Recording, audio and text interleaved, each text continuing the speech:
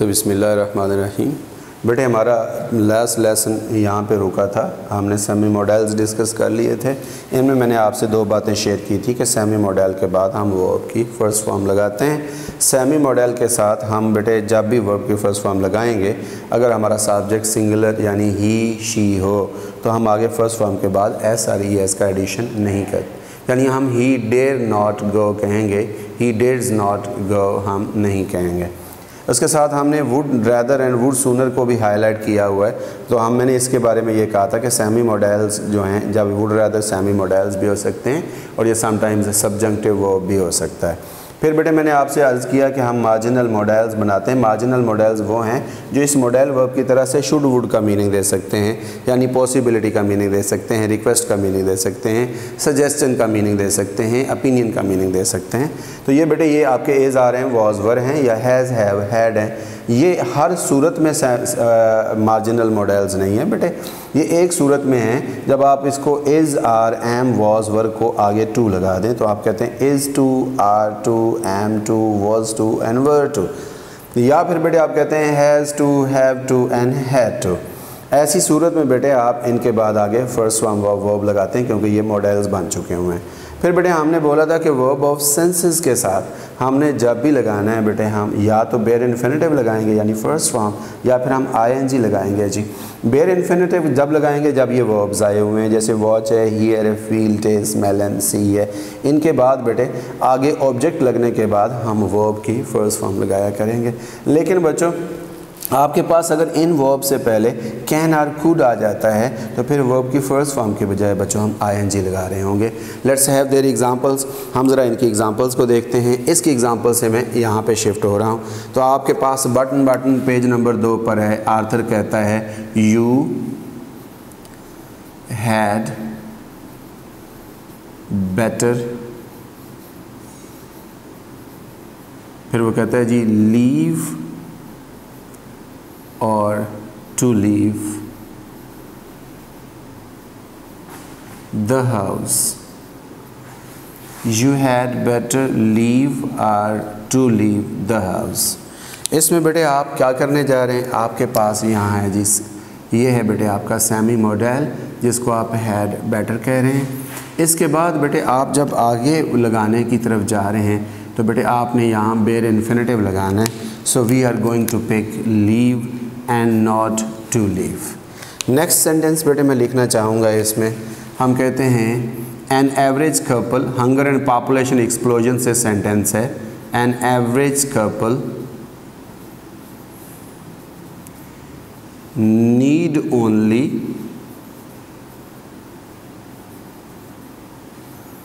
Produce or to produce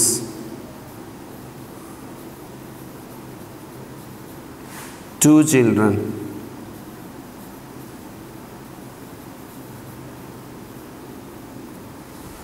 अब इसमें बेटे हमने क्या किया जी, हमने यहाँ नीड ओनली हमारे पास बेटे सेमी मॉडल है। इस नीड ओनली के बाद हम जब आगे जाते हैं तो बेटे हमने टू प्रोड्यूस इन्फिनेटिव लगाना है या बेयर इन्फिनेटिव लगाना है। आप बड़े अच्छे से समझते हैं we are going to use bare infinitive and not an infinitive जी। अब बेटे यूज़ आया था, मैंने आपको हाईलाइट करवाया था।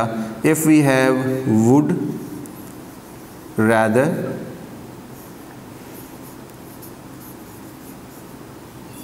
एंड इफ़ वी हैव बच्चों वुड सूनर, ये दो वर्ड्स अगर हमारे पास हों तो बेटे हम स्ट्रिक्टली इनका सब्जेक्ट देखेंगे।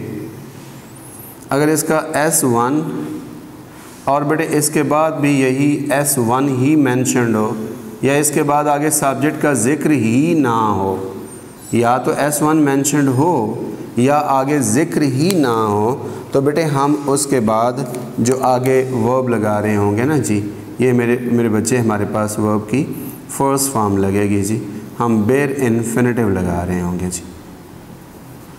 ऐसी सूरत में इसकी बेटे रीज़न ये होगी कि आपकी ऐसी सूरत में आपके ये दोनों वर्ब्स जो हैं ये सेमी मॉडल हैं जी। ऐसी सूरत में बेटे इनका फंक्शन सेमी मॉडल का है, तो मॉडल वर्ब्स के साथ हम बेयर इन्फिनेटिव यानी फर्स्ट फॉर्म लगाते हैं। ठीक है जी, एक तो सूरत हुई हमारे पास ये। सेकंड बेटे ऑप्शन हमारे पास ये है कि अगर हमारे पास यही वर्ड्स वुड रैदर हो, यही वर्ड्स में बच्चों वुड रैदर हो और फिर बेटे हमारे पास यही वर्ड आगे वुड सूनर हो,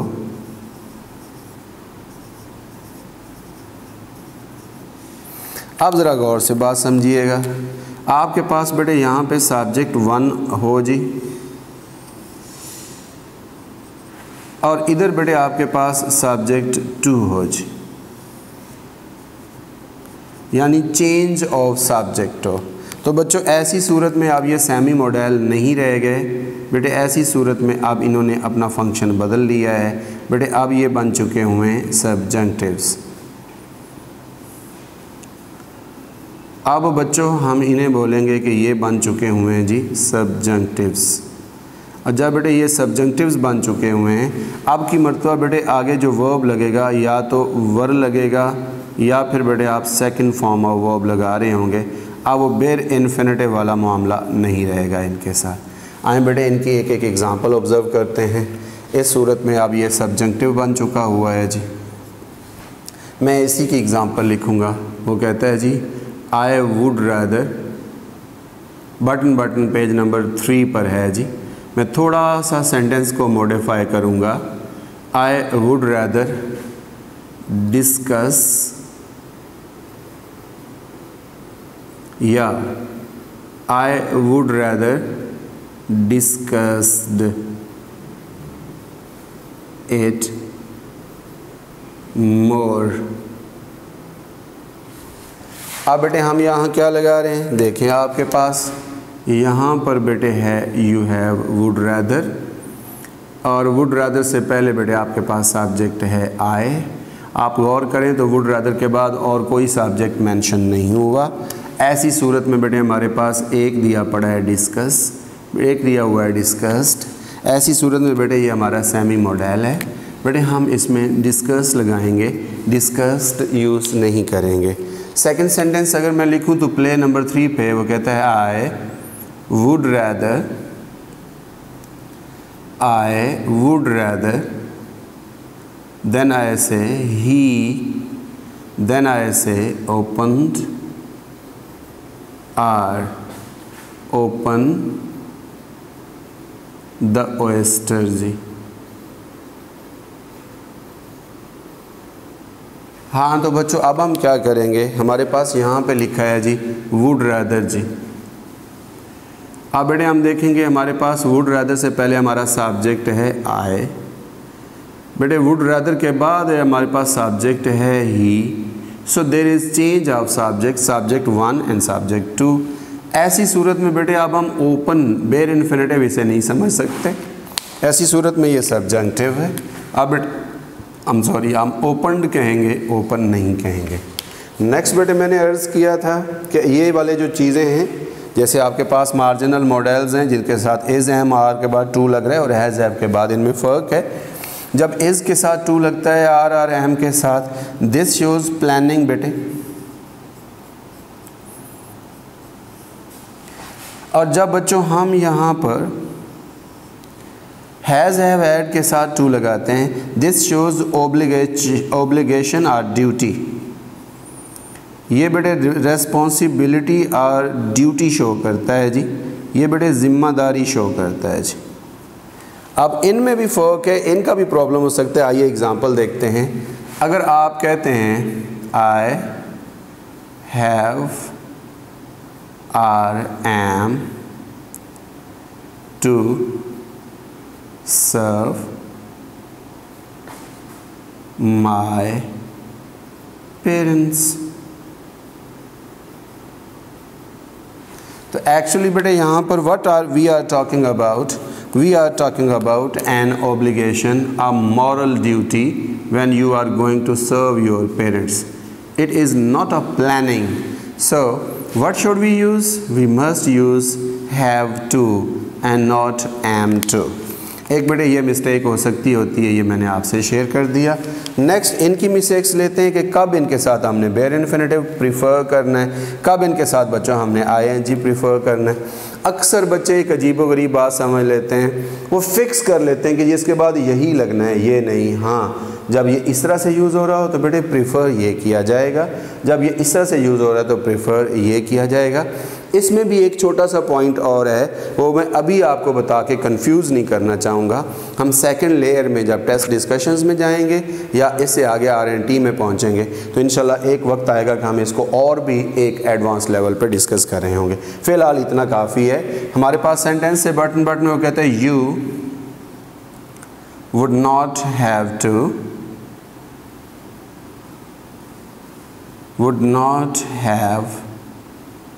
टू। अब देखो आपके पास हैव टू लग गया, आगे आप लगा रहे हैं वॉच। ज़रा देखिए जी, आगे आप कहते हैं जी दैम। अब हम यहाँ डाई लगाएंगे या डाइड लगाएंगे। बेटे अगर आप थोड़ा सा यहाँ से स्टार ले लें तो हैव टू है आपके पास, डेफिनेटली बेटे आप वॉच लगाना चाहेंगे, अभी अभी डिस्कस हुआ है ये। इसके साथ फिर बेटे हम डाई लगाएंगे या डाइड लगाएंगे या टू डाई लगाएंगे। इसमें ना एक ऑप्शन हम एक और भी बनाते हैं, चार्ली ऑप्शन बना लेते हैं। हम कहते हैं जी हम यहाँ टू डाई लगाने जा रहे हैं। तो बेटे इन दोनों में से हम कौन सा ऑप्शन तीनों में पिक करेंगे? क्वाइट ऑब्वियस है बेटे, हमारे पास इस ऑब्जेक्ट दैम से पहले है क्या? इस अगर दैम को देखें तो बेटे ये हमारे पास वर्ब ऑफ सेंसेस है, यानी ये सेंसेशंस का वर्ब है वॉच। इसके बाद हमने बेयर इन्फिनेटिव लगाना है बेटे, हम सेकंड फॉर्म या टू प्लस फर्स्ट फॉर्म नहीं, हम बेयर इन्फिनेटिव लगा रहे होंगे। लेकिन फ़र्क कब आया? आईएनजी कब प्रीफर करना है? जब कैन और कुड लगा हुआ हो। एग्जाम्पल देखिए आपके पास I have a dream example है। The boy could hear, the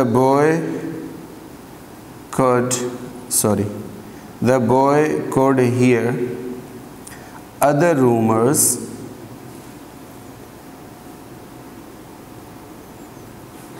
हम यहाँ पे कहते हैं love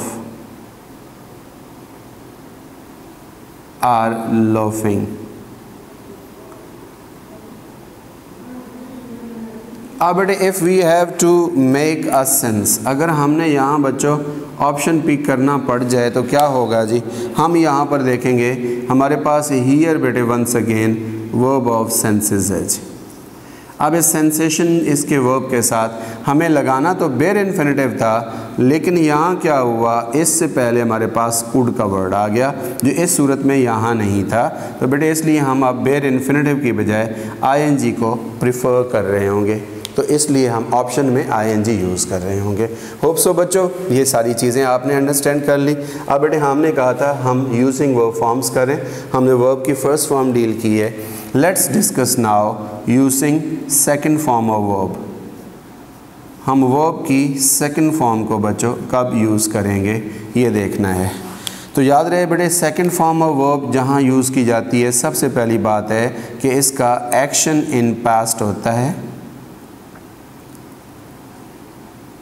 वर्ब की सेकंड फॉर्म जब भी यूज़ की जाएगी, it's action must purely be in past.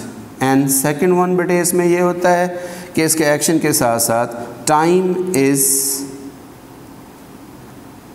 with a clear time expression जी, with a definite time expression sorry to say। इसमें वाज़े लफ्ज़ों में टाइम का जिक्र होता है। there is a definite time expression। ये दो चीज़ें होंगी तो बेटे आप वर्ब की सेकंड फॉर्म लगा रहे होंगे, यानी आप इसको पास्ट बना रहे होंगे जब ये आपके पास दो चीज़ें अवेलेबल होंगी। नंबर वन बच्चों आपका एक्शन पास्ट में होना चाहिए, नंबर टू उसका आपके पास टाइम वाज़े लफ्ज़ों में मौजूद हो। अब डेफिनेट टाइम एक्सप्रेशन बताने के लिए हमें सर्टेन किस्म के क्लू वर्ड्स चाहिए। वो कौन कौन से होंगे? उनमें बेटे एक है हमारे पास वर्ड अगो, एक है बेटे हमारे पास वर्ड द अदर डे, एक है बेटे हमारे पास वर्ड यस्टरडे,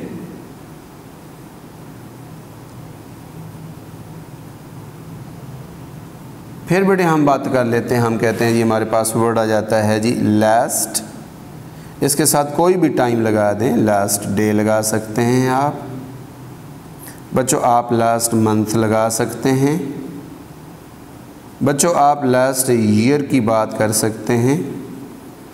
फिर बेटे आपके पास वर्ड आ जाता है प्रीवियस, इस प्रीवियस में बच्चे आप वंस अगेन सेम लगा सकते हैं, प्रीवियस डे की बात हो सकती है बेटे, आपके पास प्रीवियस मंथ की बात हो सकती है बेटे, आपके पास प्रीवियस नाइट की बात हो सकती है, ईयर की बात हो सकती है। ऐसे बेटे आपके पास preposition in plus past time mention किया जा सकता है। तो ऐसी सूरत में बेटे हम लगा रहे होंगे second form of verb in our sentences. आए जी, हम कहते हैं she has graduated, and if I say she graduated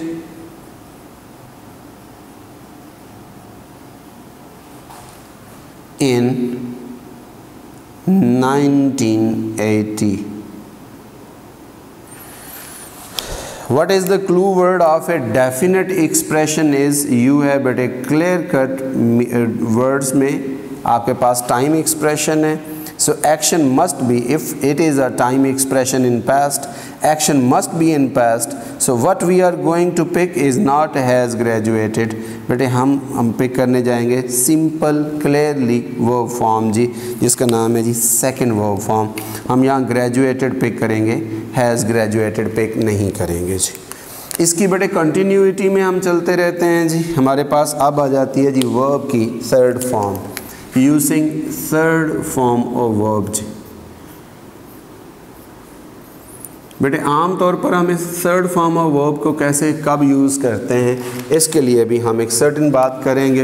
एक बात तो बेटे ये कि एक्शन कॉम्प्लीटेड है। थर्ड फॉर्म ऑफ वर्ब का हुस्न बच्चों ये है कि इसमें भी हमारे पास कॉमनली एक्शन कॉम्प्लीटेड होगा, और एक वक्त आएगा जब हम past tense perfect tenses use करना चाहेंगे, इसमें बेटे इनडेफिनेट टाइम एक्सप्रेशन होगा। अब आप फ़र्क नोट कर सकते हैं, आपके पास सेकंड वर्ब फॉर्म जब यूज़ हो रही थी तो आपका टाइम डेफिनेट टाइम एक्सप्रेशन था, इसमें बेटे आप जो यूज़ करने जा रहे हैं वो इनडेफिनेट टाइम एक्सप्रेशन है जी। एक बात यहाँ मैं बच्चों से और ऐड करना चाहूँगा, एक्चुअली आप यहाँ पर बच्चों लर्निंग करने जा रहे हैं कि आप परफेक्ट टेंसेस में थर्ड फॉर्म यूज़ करते हैं। एक बात और भी आपको सिखाने जा रहा हूँ, वो ये है कि बेटे जब आप वर्ब की थर्ड फॉर्म यूज़ करते हैं तो this is called a weak verb form. आप इसको थर्ड फॉर्म को उस वक्त तक वर्ब नहीं बना सकते जब तक बेटे आप इससे पहले हेल्पिंग वर्ब ऐड नहीं करते। So you have add a helping verb and then you use a third form of verb. जब आप ऐसा करते हैं बेटे आम तौर पर हम इसमें जो चीज़ लर्न करने जा रहे हैं, it makes it perfect tenses जी। तो ये जी परफेक्ट टेंसेस हैं। जब आप एक्शन कॉम्प्लीशन की बात कर रहे हैं एंड सो ऑन बात कर रहे हैं तो इसमें आपके पास जो हेल्पिंग वर्ब्स लगते हैं आपने फर्स्ट ईयर 9th-10th में पढ़े हुए हैं। मेरा मकसद आपको ये फ़र्क बताना है कि एक्शन इंडेफिनेट टाइम के साथ हो, पास्ट में हो तो सेकंड फॉर्म, इंडेफिनेट टाइम के साथ हो, कंप्लीटेड हो यानी पास्ट में हो तो आप वर्ब की थर्ड फॉर्म के साथ हैज़ हैव लगा रहे होंगे जी। इनका बेटे क्लू वर्ड्स हमारे पास कौन से हैं? इनके क्लू वर्ड्स में हमारे पास है जी ऑलरेडी, देन बेटे वी हैव जस्ट, देन बेटे we have just now, then बेटे we have word recently, most of times we have the word lately, then बेटे we can have the word yet in negative sentences and most of the times still in positive sentences, more often we can have never